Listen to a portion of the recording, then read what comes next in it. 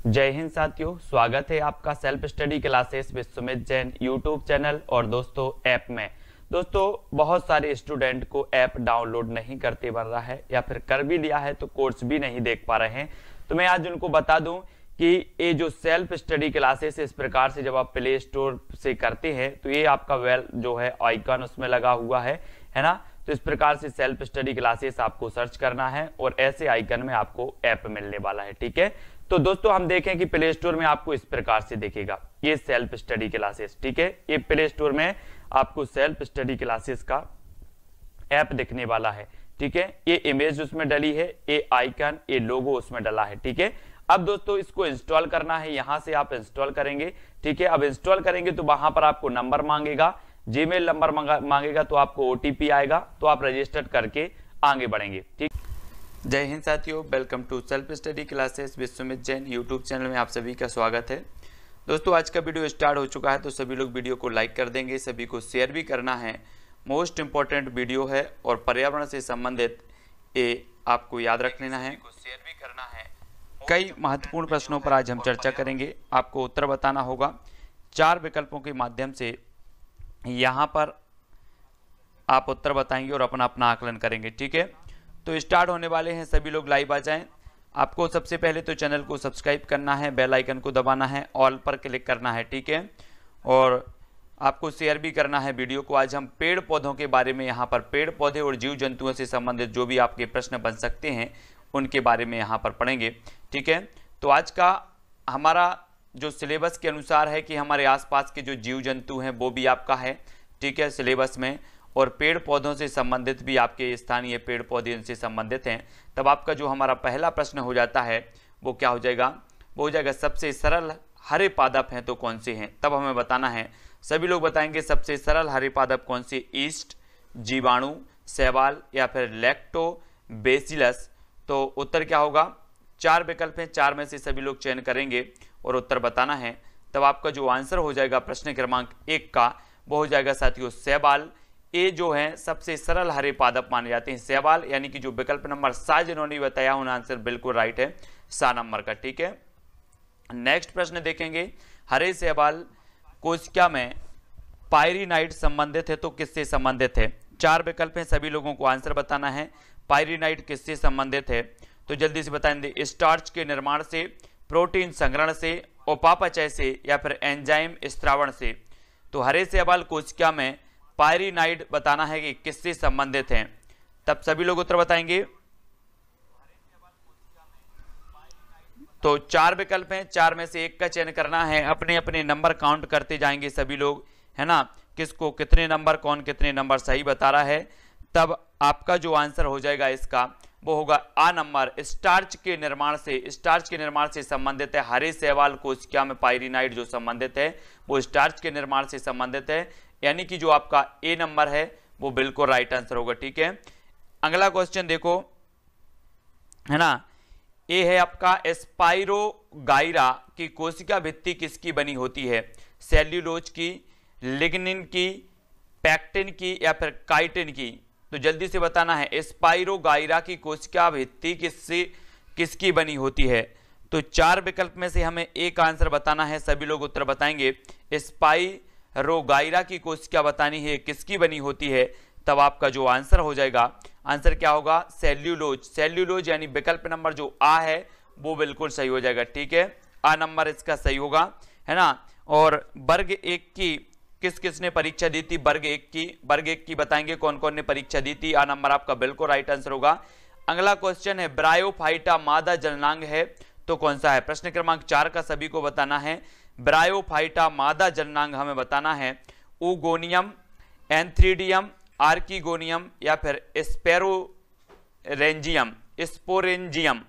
तो 4 विकल्प हैं, ब्रायोफाइटा मादा जननांग है तो किसका है, जल्दी से बताएंगे। 4 विकल्प में से एक आंसर सभी को बताना है, उत्तर क्या हो जाएगा। तो आपका जो उत्तर होगा ब्रायोफाइटा जो मादा जननांग है वो है सा, मतलब आर्किगोनियम से संबंधित। सी नंबर जिन्होंने बताया उनका आंसर बिल्कुल सही है, सी नंबर वालों का। ठीक है, सी नंबर आपका राइट आंसर होगा। अधिकांश लोगों ने बिल्कुल सही बताया है। अगला क्वेश्चन देख लो, ब्रायोफाइटा जो है टेरिडोफाइटस से भिन्न होता है? तैरने वाले एंथ्रोजोइडस में, स्वतंत्र गैमेटोफाइटस में, आर्किगोनिया में, या फिर वेस्कुलर ऊतक की अनुपस्थिति में? तो हमें बताना है ब्रायोफाइटा टेरिडोफाइटस से भिन्न होता है। किस प्रकार से भिन्न होता है? तब सभी लोग उत्तर बताएंगे। 4 विकल्प में से सभी लोग चयन करेंगे। ब्रायोफाइटा टेरिडोफाइटस से भिन्न होता है, तो किस प्रकार से भिन्न होता है? तब आपका जो राइट आंसर हो जाएगा वो क्या होगा? विकल्प नंबर डी। जिन्होंने भी डी बताया उनका आंसर बिल्कुल राइट है। वेस्कुलर ऊतक की अनुपस्थिति में ये भिन्न होता है। ठीक है, अगला क्वेश्चन देखो। टेरिडोफाइटस का लक्षण है संवहन ऊतक की उपस्थिति, पुष्प की अनुपस्थिति, फल की अनुपस्थिति, या उपरोक्त सभी? प्रश्न क्रमांक 6 का आंसर सभी लोग बताएंगे। टेरिडोफाइटस का जो लक्षण है वो क्या माना जाता है? तब आपका राइट आंसर क्या हो जाएगा? प्रश्न क्रमांक 6 का आंसर बताना है, और प्रश्न क्रमांक जो 6 का आंसर होगा वो होगा डी, यानी कि उपरोक्त सभी बिल्कुल सही हो जाएगा। डी नंबर जिन्होंने बताया उनका आंसर बिल्कुल राइट है। डी नंबर आपका बिल्कुल सही होगा। ठीक है, अगला क्वेश्चन देख लो। वायु श्वसन द्वारा ग्लूकोज की ऊर्जा कैसे मुक्त होती है? इस प्रक्रिया की खोज सर्वप्रथम किसने की? क्रेब्स ने, हॉकिंस ने, लिस्टर ने, या फिर पास्चर ने? वायु श्वसन द्वारा ग्लूकोज की ऊर्जा कैसे मुक्त होती है? इस प्रक्रिया की खोज सर्वप्रथम किसने की थी? तब 4 विकल्प में से हमें उत्तर बताना है। किसने की थी? क्रेब्स ने की थी, हॉकिंस ने, लिस्टर ने, या फिर पास्चर ने? तब आपका राइट आंसर क्या होगा? तो अधिकांश लोगों ने उत्तर बताया है बी, कुछ लोग बता रहे हैं ए। आपका उत्तर होगा क्रेब्स, यानी कि ए नंबर आपका बिल्कुल सही होगा। वायु श्वसन द्वारा ग्लूकोज की ऊर्जा कैसे मुक्त होती है, इस प्रक्रिया की खोज सर्वप्रथम किसने की है? तो क्रेब्स महोदय, यानी कि ए नंबर आपका राइट आंसर होगा, है ना। निम्न में से कौन नाइट्रोजन को पोषक तत्व के रूप में वृद्धि के लिए प्रयोग करता है? आपको नाइट्रोजन को बताना है पोषक तत्व के रूप में वृद्धि के लिए प्रयोग करता है, तो कौन करता है?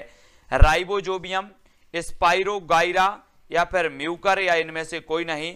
नाइट्रोजन के बारे में सभी को पता है कि जो नाइट्रोजन है, ये नाइट्रोजन वायुमंडल में सबसे ज्यादा इसकी उपस्थिति होती है नाइट्रोजन की, और नाइट्रोजन को पोषक तत्व के रूप में वृद्धि के लिए प्रयोग करता है, तो कौन सा करता है? तब आपका आंसर जो हो जाएगा प्रश्न 8 का क्या होगा? बा, स्पाइरोगाइरा। स्पाइरोगाइरा आपका बी नंबर बिल्कुल राइट आंसर होगा। बी जिन्होंने बताया है उनका आंसर बिल्कुल सही है, बी नंबर वालों का। ठीक है, नेक्स्ट देख लेते हैं। कौन नाइट्रोजन स्थिरीकरण में सहायक नहीं है? बताना है। नाइट्रोजन स्थिरीकरण में सहायक नहीं है, तो एनाबीना, नॉस्टॉक, ओसिलोटोरिया, या फिर राइजोबियम? 4 विकल्प हैं। नाइट्रोजन स्थिरीकरण में सहायक नहीं है, तो आपका उत्तर क्या होगा? प्रश्न क्रमांक 9 का सभी लोग आंसर बताएंगे।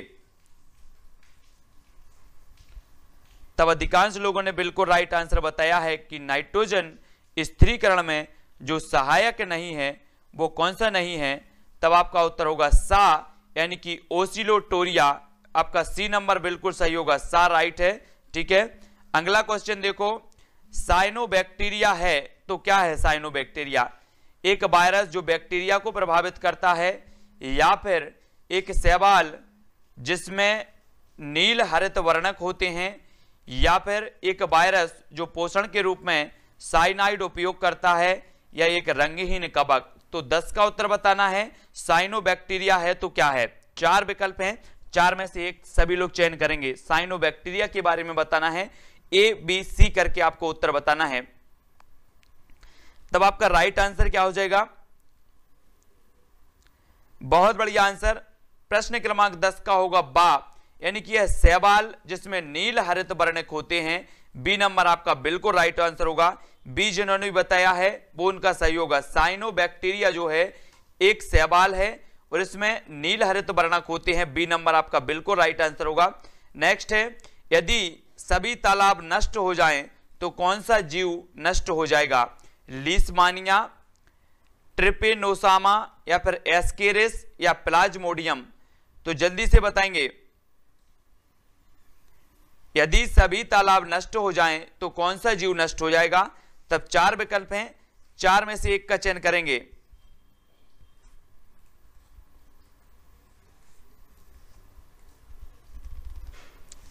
यदि सभी तालाब नष्ट हो जाएं तो कौन सा जीव नष्ट हो जाएगा? तब आपका जो राइट आंसर होगा प्रश्न क्रमांक 11 का वो क्या हो जाएगा? प्लाज्मोडियम। प्लाज्मोडियम जो है ये नष्ट हो जाएगा। डी नंबर आपका बिल्कुल सही होगा। ठीक है, डी जिन्होंने बताया है उनका आंसर बिल्कुल राइट है। अगला क्वेश्चन देखो, राइजोपस में पोषण की विधि है तो क्या विधि है? सभी लोग आंसर बताएंगे। 4 विकल्पों में से एक का चयन करना है। राइजोपस में पोषण की विधि कौन सी है? परजीवी, सहजीवी, मृतोपजीवी या स्वपोषी? राइजोपस में पोषण की विधि है, तब राइट आंसर क्या होगा?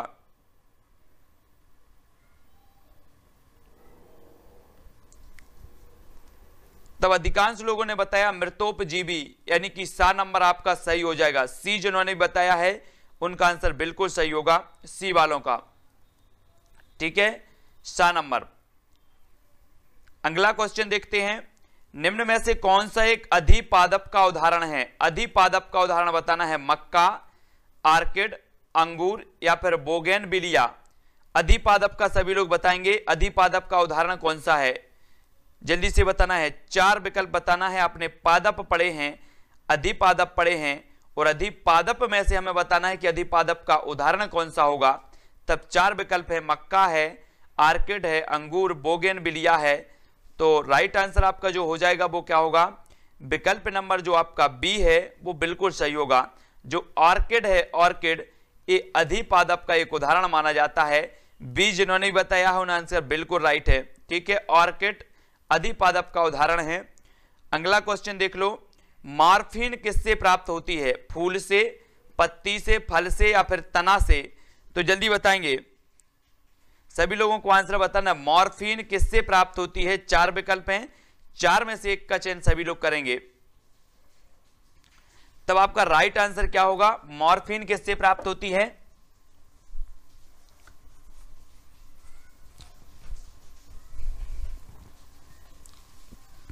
तब अधिकांश लोगों ने सही उत्तर बताया फल। फल यानी कि विकल्प नंबर सा जो है आपका, सी नंबर आपका राइट आंसर होगा।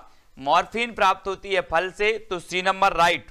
ठीक है, अगला क्वेश्चन देख लो, जीवों में आनुवांशिक लक्षण संतान में ले जाए जाते हैं तो राइबोसोम से, प्लाज्मा, क्रोमोसोम या फिर लाइसोसोम? 4 विकल्प हैं, सभी लोगों को उत्तर बताना है। जीवों में आनुवांशिक लक्षण संतान में ले जाए जाते हैं तो किसके द्वारा? राइबोसोम, प्लाज्मा, क्रोमोसोम या फिर लाइसोसोम? तब आपका राइट आंसर क्या होगा? प्रश्न क्रमांक सी, यानी कि क्रोमोसोम। सी नंबर जिन्होंने बताया उनका आंसर बिल्कुल राइट है, सी नंबर वालों का। ठीक है, अगला देखो, केसर का उपयोगी भाग है तो कौन सा है? वर्तिका, पुष्पासन, फल या फिर कंद? तो प्रश्न क्रमांक 16 का आंसर हमें बताना है, केसर का उपयोगी भाग कौन सा होता है? सभी लोग आंसर बताएंगे। तब आपका राइट आंसर क्या होगा? केसर आप जानते होंगे, और केसर का जो उपयोगी भाग होता है वो होता है वर्तिका, यानी विकल्प नंबर ए जो है वो बिल्कुल आपका राइट होगा। जिन्होंने भी ये बताया है वर्तिका, उनका आंसर बिल्कुल सही है। केसर का उपयोगी भाग होता है वर्तिका, ए नंबर। सीसा युक्त पेट्रोल में होता है तो क्या होता है? Lead, nitrate, tetra phenyl lead, lead chloride, tetra ethyl lead? तो सीसा युक्त पेट्रोल में क्या होता है? 7 का उत्तर हमें बताना है। सभी लोग उत्तर बताएंगे। सीसा युक्त पेट्रोल में जो होता है वो क्या होता है? तब अधिकांश लोगों का जो आंसर आया है वो आया है विकल्प नंबर द, टेट्रा एथिल लेड होता है। डी नंबर आपका बिल्कुल राइट आंसर होगा। डी जिन्होंने बताया है उनका आंसर बिल्कुल सही है। ठीक है, टेट्रा एथिल लेड। अगला क्वेश्चन देखो, मनुष्य का चांद पर भार उसके भार का लगभग होगा 1/2, 1/4, 1/6 या फिर 1/9? सभी लोगों को बताना है। मनुष्य का चांद पर भार उसके भार का लगभग होगा तो कितना होगा?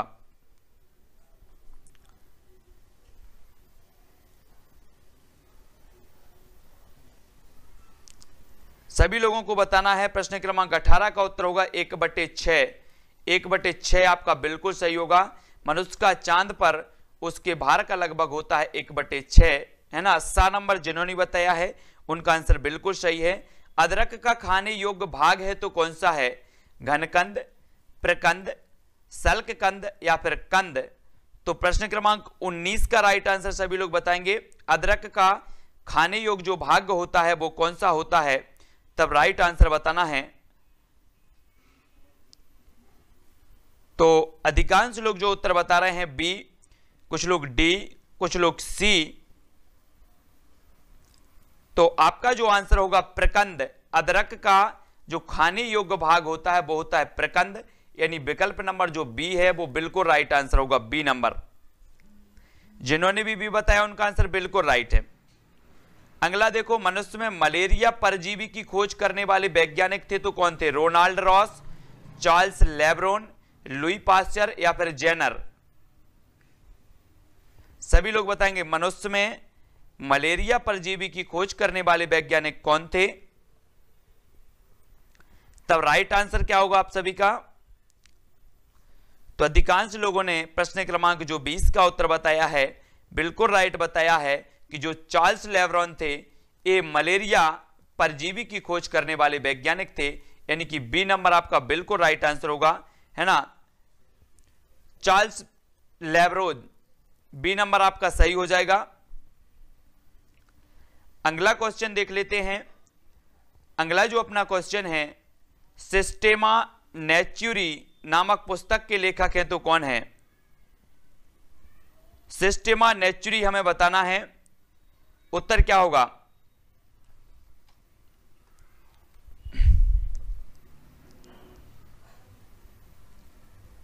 चार विकल्प हैं, चार में से एक का उत्तर बताना है।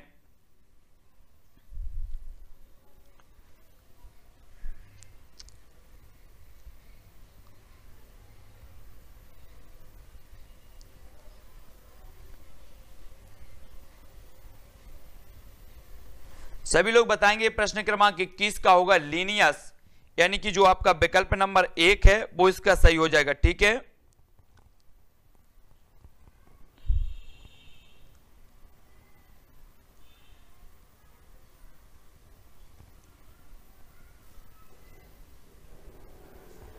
ठीक है, लीनियस आपका सही होगा और इसका जो आंसर होगा रोनाल्ड रॉस होगा, ए नंबर, ठीक है।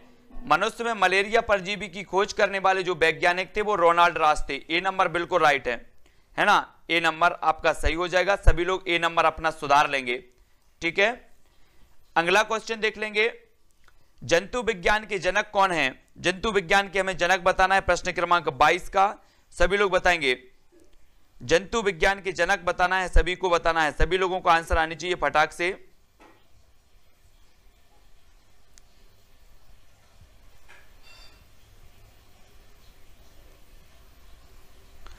तब चार विकल्प हैं और चार में से सभी लोगों ने उत्तर जो बताया है, क्या बताया है?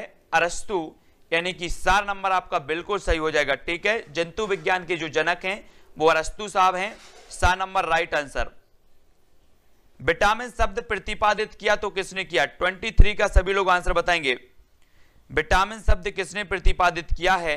लूनिन ने, फंक ने या फिर एडिसन या इनमें से कोई नहीं। तब राइट आंसर क्या होगा? विटामिन शब्द का प्रतिपादन किसने किया है?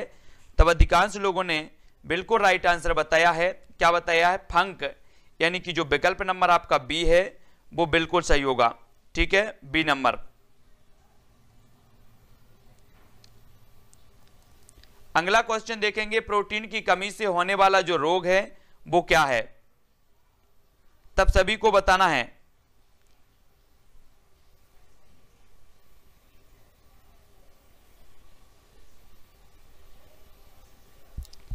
प्रश्न क्रमांक 24 है और 24 का जो आपका आंसर हो जाएगा कि जो प्रोटीन की कमी से होने वाला रोग है वो क्वासियोरकर है, यानी कि डी नंबर आपका बिल्कुल सही है। अधिकांश लोगों ने बिल्कुल राइट आंसर बताया है, विकल्प नंबर डी।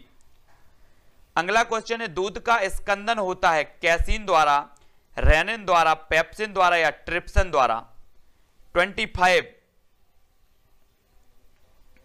25 का आंसर क्या होगा? दूध का स्कंदन जो होता है वो किसके द्वारा होता है?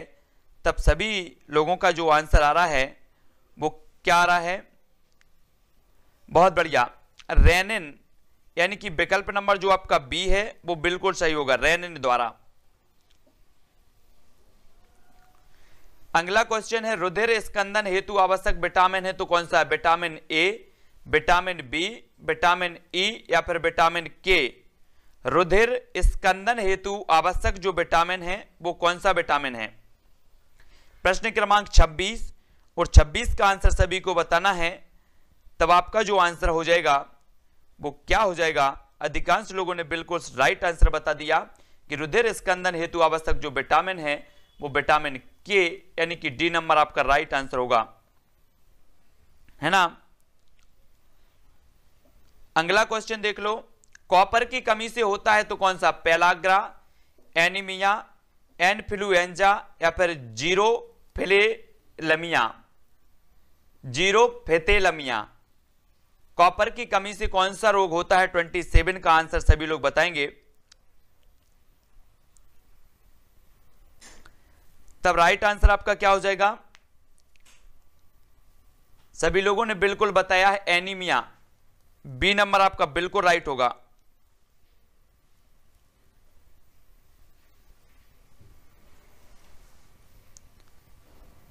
अगला क्वेश्चन देखेंगे, शैवालों और कवकों को किस समूह में रखा जाता है? सभी को बताना है, शैवालों और कवकों को किस समूह में रखा जाता है?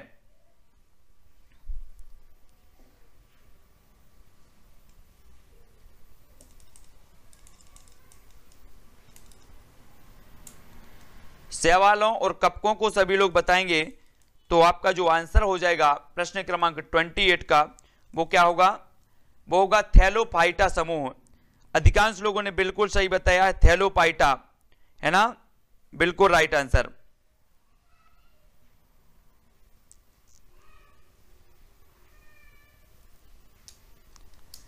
अधिकांश पेनिसिलिन की खोज किसने की थी? सभी लोग बताएंगे, सभी को पता है, 4 विकल्पों में से एक का उत्तर बताना है। तब आपका राइट आंसर क्या हो जाएगा?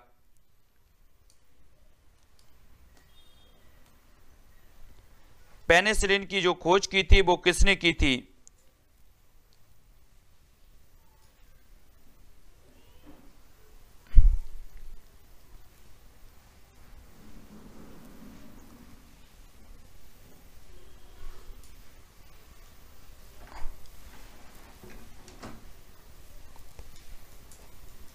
पेनिसिलिन की सभी लोगों ने बताया है, क्या बताया है?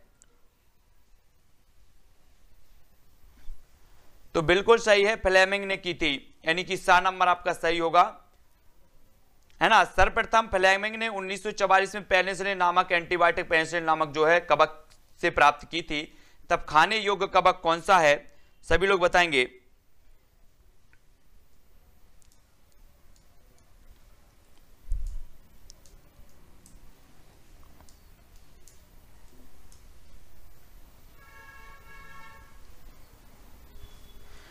तब प्रश्न क्रमांक 30 का आपका होगा एगेरिकस, एक खाने योग्य कवक है, यानी कि सा नंबर आपका बिल्कुल राइट आंसर होगा, सा नंबर, ठीक है ना। ये क्या होता है? मशरूम, मशरूम इसे बोलते हैं। जय हिंद साथियों, स्वागत है आपका self study classes with Sumit Jain YouTube channel और दोस्तों ऐप में। दोस्तों बहुत सारे स्टूडेंट को ऐप डाउनलोड नहीं करते बन रहा है या फिर कर भी लिया है तो कोर्स भी नहीं देख पा रहे हैं। तो मैं आज उनको बता दूं कि ये जो सेल्फ स्टडी क्लासेस इस प्रकार से जब आप प्ले स्टोर से करते हैं तो ये आपका वेल जो है आइकन उसमें लगा हुआ है ना। तो इस प्रकार से सेल्फ स्टडी क्लासेस आपको सर्च करना है और ऐसे आइकन में आपको ऐप मिलने वाला है, ठीक है। तो दोस्तों हम देखें कि प्ले स्टोर में आपको इस प्रकार से दिखेगा ये सेल्फ स्टडी क्लासेस, ठीक है। ये प्ले स्टोर में आपको सेल्फ स्टडी क्लासेस का ऐप दिखने वाला है, ठीक है। ये इमेज उसमें डली है, ये आइकन, ये लोगो उसमें डला है, ठीक है। अब दोस्तों इसको इंस्टॉल करना है, यहां से आप इंस्टॉल करेंगे, ठीक है। अब इंस्टॉल करेंगे तो वहां पर आपको नंबर मांगेगा, जीमेल नंबर मांगेगा, तो आपको ओटीपी आएगा, तो आप रजिस्टर करके आगे बढ़ेंगे, ठीक।